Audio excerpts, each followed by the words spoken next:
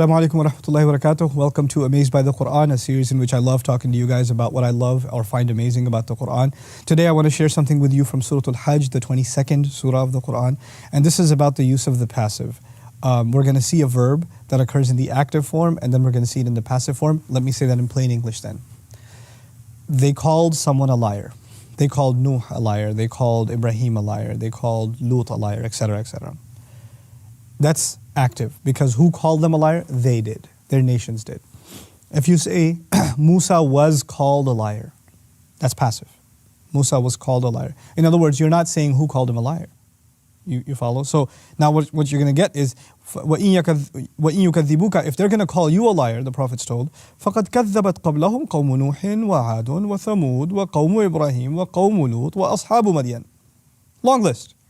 If they're going to call you a liar, then before you, the nation of Lut, the nation of Ad, the nation of Thamud, the nation of Ibrahim, and the nation of Lut called them liars too.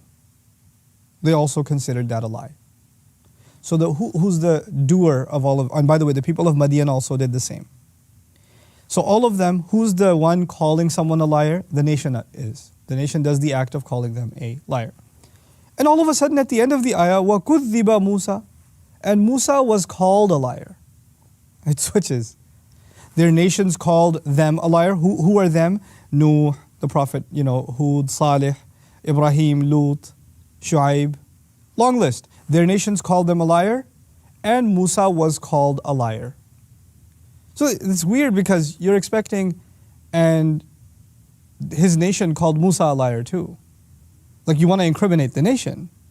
But the Quran is so subtle in its depiction of history. Musa's people are the Israelites. They didn't call him a liar.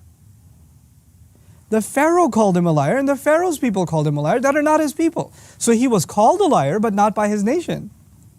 So it switches immediately to capture the accurate, account of history that his own people actually accepted him as a prophet, gave him a hard time anyway, but they didn't call him a liar. Fir'aun did. Those people did. Subhanallah. Just the way in which these switches happen in the Quran, they're not just for grammatical reasons, but to capture such powerful historical, nuance. And to be careful about that as you're in the middle of a sentence in a list of all these prophets, this one, this one, this one, this one. And by the way, Musa, no, not his people didn't lie. He was lied against. He was called a liar. Subhanallah.